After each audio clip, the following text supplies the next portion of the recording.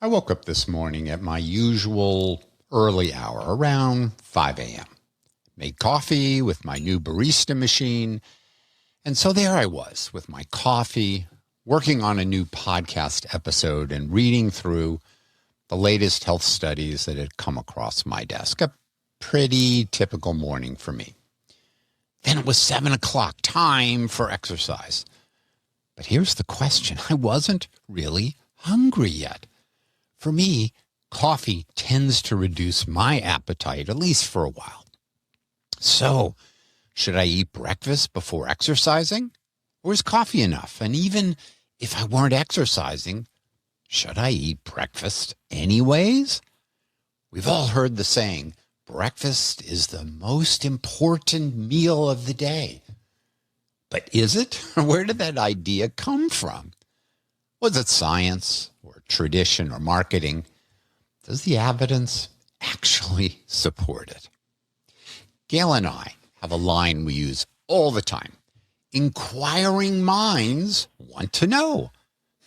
And inquiring minds really do want to know this one because breakfast could affect weight loss, cognition, school performance, or exercise. Does breakfast deserve the hallowed title of most important meal of the day? Let's find out. Hi, I'm Dr. Bobby Du Bois, and welcome to Live Long and Well, a podcast about what the evidence can and can't tell us about living healthier lives.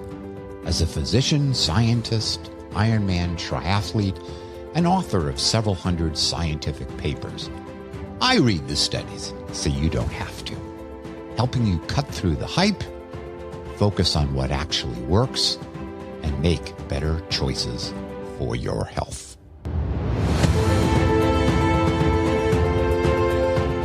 Welcome, my dear listeners, to today's episode. Breakfast, the most important meal or the most marketed? We've all heard the advice. Eat your breakfast.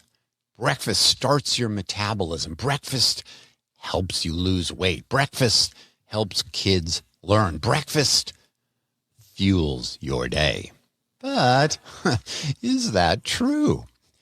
Here's a problem. We can't really answer, is breakfast the most important meal, until we answer best meal for what? And the moment you list the for whats, you see why no single meal can likely win everything. Does breakfast uniquely help you lose weight, have energy to exercise, stay sharp at 10 a.m., get enough protein, connect with people you love? A meal could be great for one and completely irrelevant to another. My hope for today, as always, is to give you criteria, and then, of course, you decide which meal might be the most important. And spoiler alert, it might not be breakfast. So my first step here wasn't to find evidence. It was to build a scorecard with 3 questions. 1, does eating breakfast change my body and my health? My weight, blood sugar, disease risk, protein, muscle. Second question, does it help me perform today? Energy for exercise, mental focus, and sharpness. Question 3, does breakfast help me live well? Connections and family rhythm. But often things are more complicated. So there are other considerations. For whom? Your answers may differ. A well-fed adult or a hungry kid, an endurance athlete, an older adult chasing protein. Same meal, different verdict. And compared to what? Is breakfast the most important meal of the day compared to a tiny breakfast, skipping breakfast, a bigger lunch, just coffee. So it is more complicated, but I hope by the end I will walk through those 3 questions, give you answers from my standpoint, and then hopefully help you decide. But before we dive into the history of this saying, many of you signed up already for Dr. Bobby's one-page prescriptions. These are these one-page PDFs that give you kind of the action items from each episode and the next steps that you might take. Let me know what you think of those. If you haven't signed up or haven't signed up for my newsletter, just go to the show notes and there'll be a link there, or just go to my website, drbobbyevidence.com. Okay, the history. Breakfast is the most important meal. Guess what? It didn't come from a medical breakthrough. It began a couple hundred years ago, 150 years ago anyways, by Dr. John Harvey Kellogg. If that name sounds familiar, Kellogg, stay tuned. So he built a sanitarium, part spa, part hospital, part hotel in Battle Creek, Michigan. He was really, in some respects, the first longevity guru. His gospel was biologic living. A lot of vegetarianism, no alcohol or coffee, lots of exercise. Now, cereal was an accident.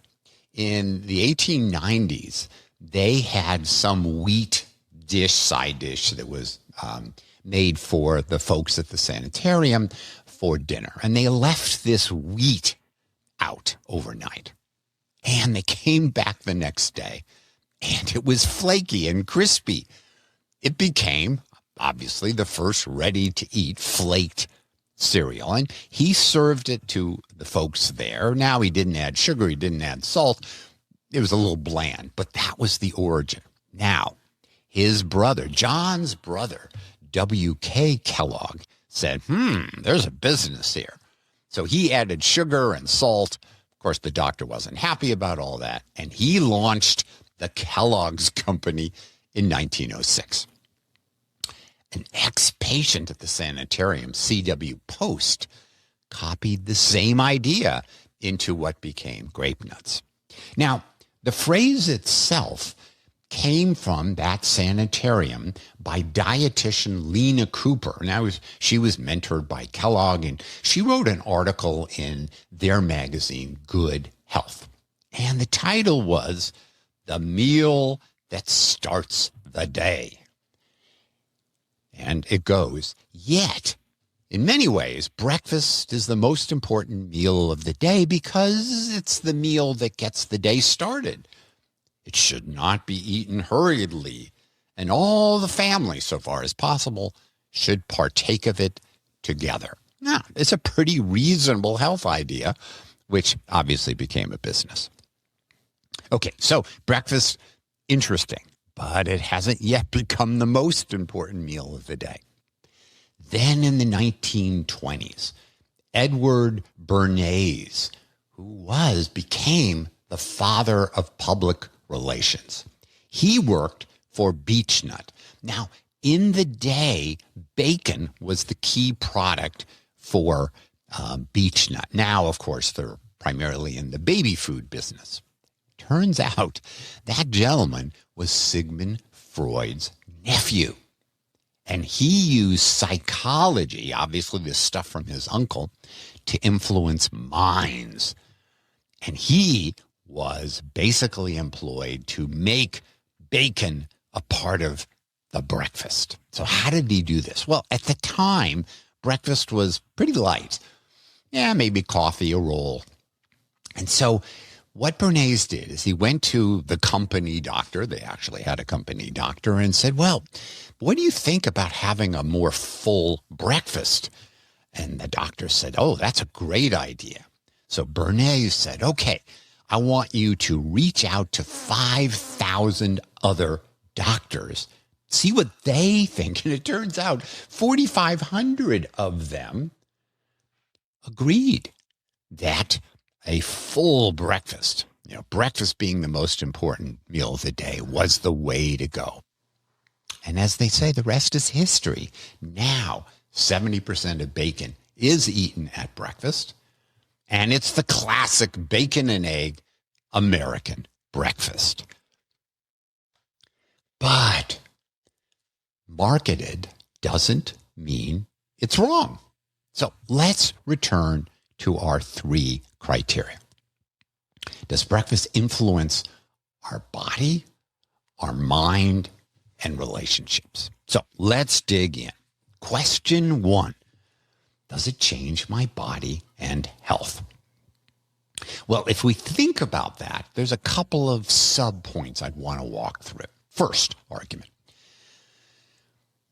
the disease risk claim. In many, many studies, people who skipped breakfast look worse, did worse. So a U.S. study of about 6,000 people followed those people for 20 years or so, and they found that those who never consumed breakfast had an 87% increase risk for cardiovascular mortality compared with daily breakfast consumers. And this was after adjusting for their diet quality, their lifestyle, their BMI, and cardiovascular risk factors. So this would suggest skipping breakfast is bad and dangerous and will cause you to die. And within the data, there's a suggestion of a dose response, which we like to see in observational studies, meaning the more you skipped breakfast, the worse things were.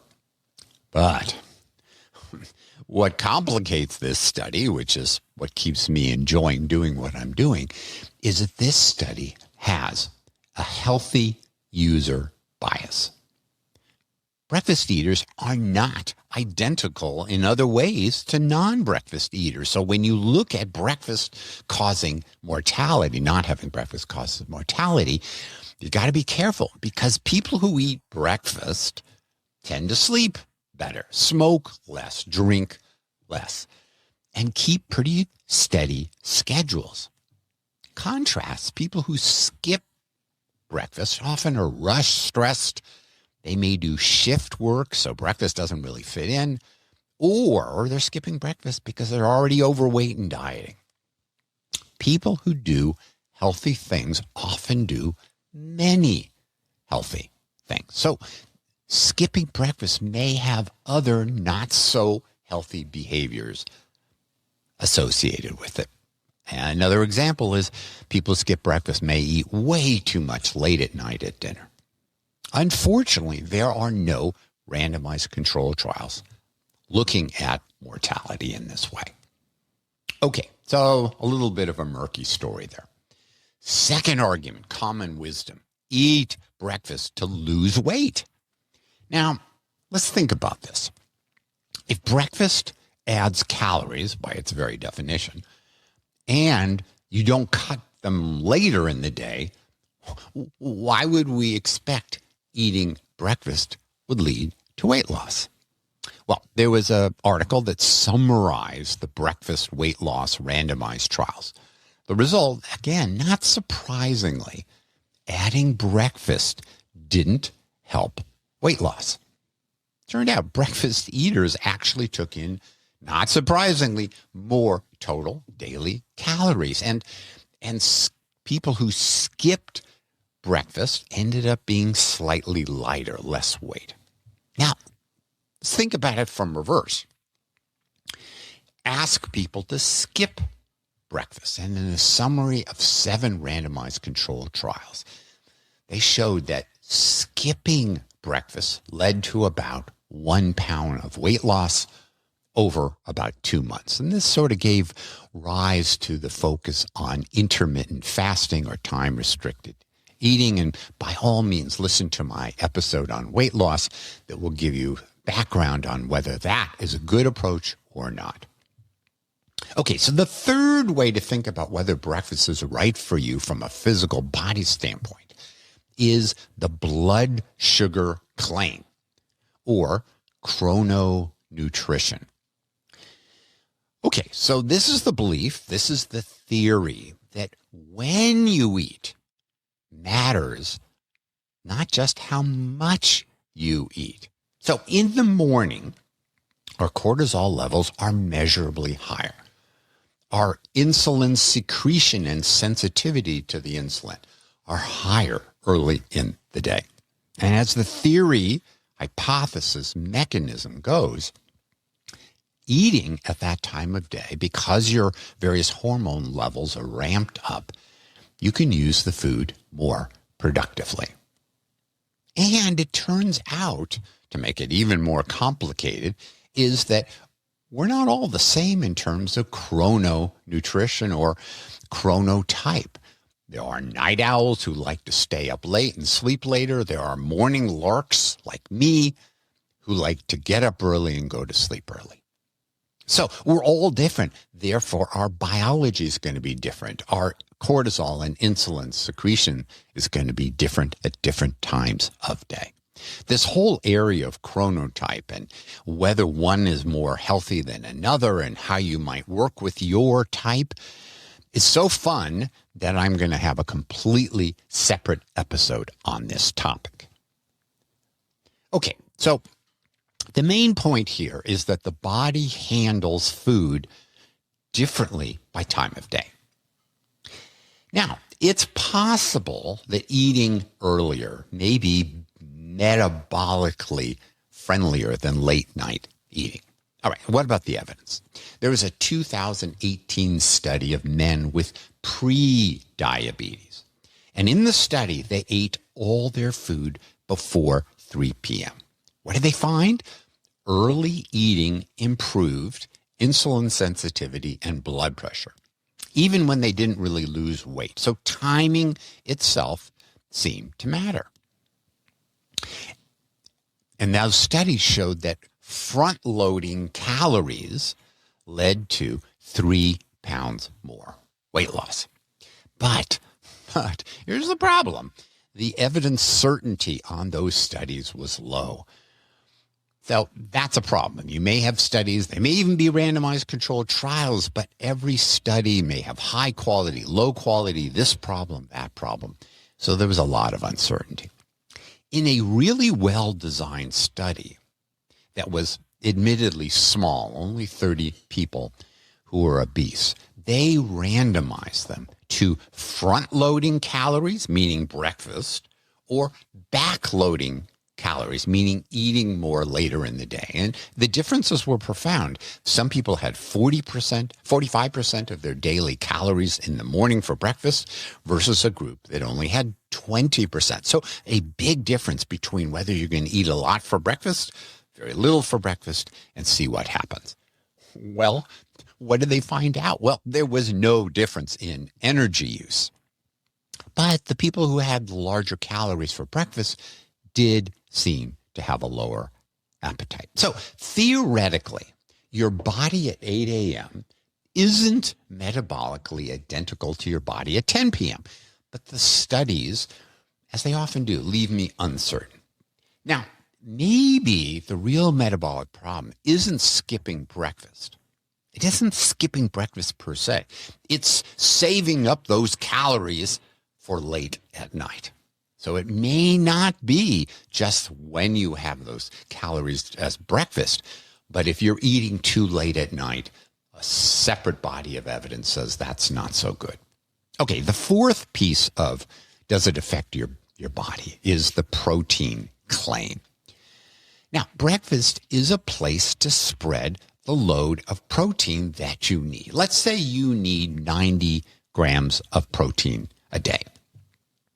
Let me tell you, it's a lot harder to get those 90 grams of protein if you skip breakfast, because then you got to jam it into lunch or dinner and a snack in the middle, and you may not get enough protein. So keep that in mind. All right, so question number one, verdict. Breakfast may not change your body directly. may not change it directly. Any effect of eating breakfast or not eating breakfast likely runs through whether it helps you eat better across the whole day. So eating or not eating breakfast is shaky as a weight loss tool, but changing your body is just one of the three buckets or questions. How about getting through the day? Remember, question 2, does breakfast help me perform? All right, let's first look at breakfast or energy and exercise. Should you eat before exercise? In a study that looked at 46 studies underneath it, what they found was eating before exercise improved aerobic performance. So eating improved performance. So it would sound like, okay, I'm about to exercise, need to have a good breakfast. But here's the problem. Here's the interesting part. That relationship of better performance with prior eating only mattered for long aerobic performance, not short sessions. So if your workout is 20, 40, maybe 60 minutes, coffee and water are fine. But if you're going to have a long workout, maybe 2 hours, maybe 3 hours, fueling matters. It matters before you have your exercise and then during it. All right, will coffee get you there? Well, coffee does improve exercise performance. And if you listen to my coffee episode, you can hear about the evidence supporting that. But it's complicated because food, we know, may help performance if it's, again, a multi-hour workout. Coffee or caffeine may improve performance. And then you've got the combination of I had coffee with my breakfast. So it is a little complicated like most things. All right, another aspect of our mind and performance. How about cognitive sharpness? So a study from 10 years ago that summarized 36 studies on breakfast, classroom behavior, and academic performance. So this is really important because you hear breakfast is critical for kiddos and school and doing well in school. So what did they find? Mostly a positive relationship on kind of task-oriented classroom behavior. And the clearest academic gains of having breakfast was in undernourished children. As they say, it's hard to focus on fractions when you're waiting for lunch. So maybe there's a benefit for kids, so keep that in mind. But what about adults? There have been studies on whether breakfast or eating impacts your mental clarity and focus. There's probably a small impact on memory, but not on your attention to something or executive function, which is decision making. So the main point here is for a well-fed adult, and probably most of us fit into that category, the cognitive effect of breakfast is modest and mixed. Now, for a hungry child, it's a different question. So for performance, our question 2, is breakfast the most important meal? Well, it depends on the job. If you just want alertness, coffee handles it fine. But only food helps you fueling if you're doing a big, long workout. Does breakfast win based upon mental and physical performance? Well, depends which meal precedes the thing you actually need to do well. If you're working out in the afternoon or want to concentrate carefully in the afternoon, breakfast is likely not to make a difference there. Question number 3. Does breakfast help me live well? As you know, my podcast is Dr. Bobby, Live Long and Well. We want to live long, of course, but we also want to live well. And meals can be social. Do listen to my episode on social connections and why that's so important for longevity. Food, thinking about it broadly, or meals, isn't just about fuel. Meals give us a rhythm to our day. It's cultural. Some cultures eat large lunches. Some cultures eat late at night before bed. Our culture tends to eat a fair bit of breakfast. Meals are also part of connecting and decompressing at the end of the day. And this is where dinner usually is the winner. In an interesting study that used Gallup poll data from not just 1 or 10 or 100 countries, but 142 different countries. And they studied this issue of sharing a meal, whether you ate alone or you shared a meal with others. The result, how often people shared meals predicted their well-being, their happiness, and not surprisingly, loneliness. And it was as powerful, having these meals together, as the impact of income does on health and wellness and well-being. So this is not proven cause and effect. And as it turns out, 1 in 4 Americans now report eating their meals alone.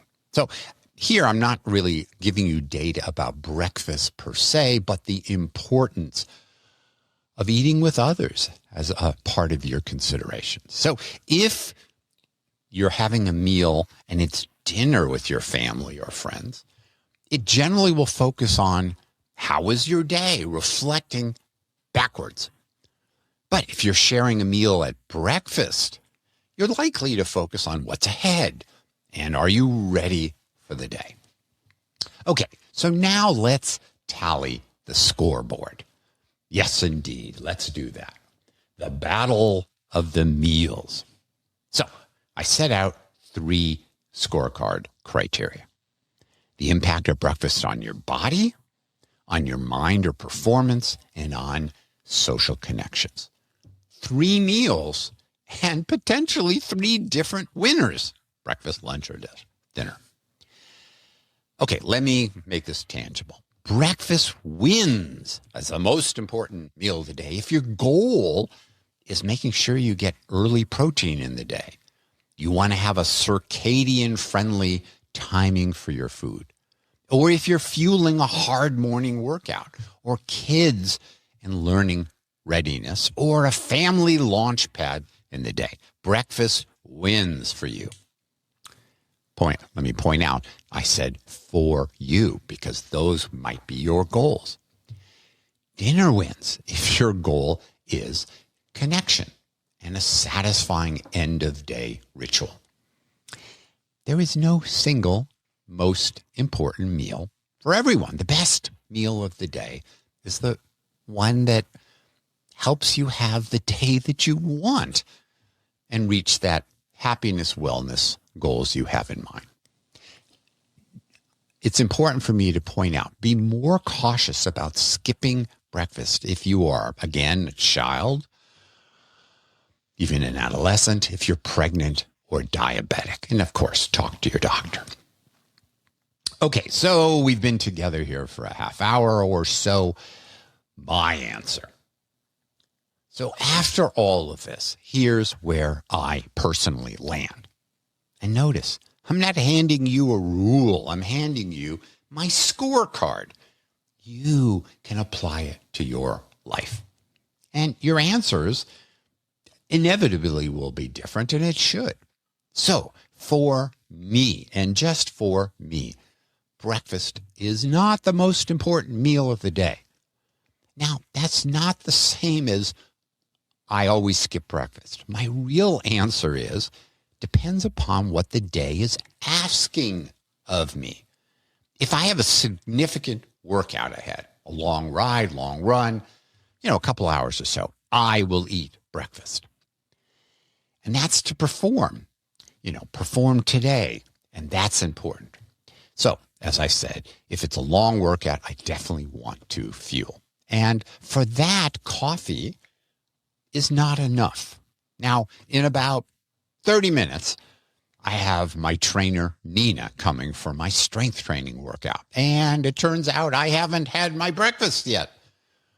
Well, it's not more than an hour workout, so maybe I'll have a banana or something just to get my system going. Not evidence-based, just what I tend to do.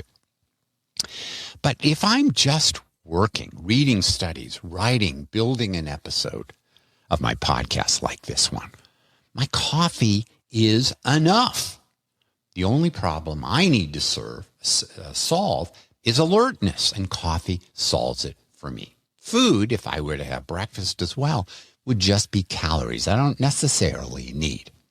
Now, if I have an opportunity of eating with friends or family my breakfast, then of course breakfast jumps to high priority. That's the live well bucket, and connection wins. On those mornings, eggs are beside the point. It's the table and those I care about sitting around it. And if nothing is pushing me towards breakfast, no big workout, no people at my table, then I usually skip it and save those calories until I'm actually hungry. So, is breakfast the most important meal of the day?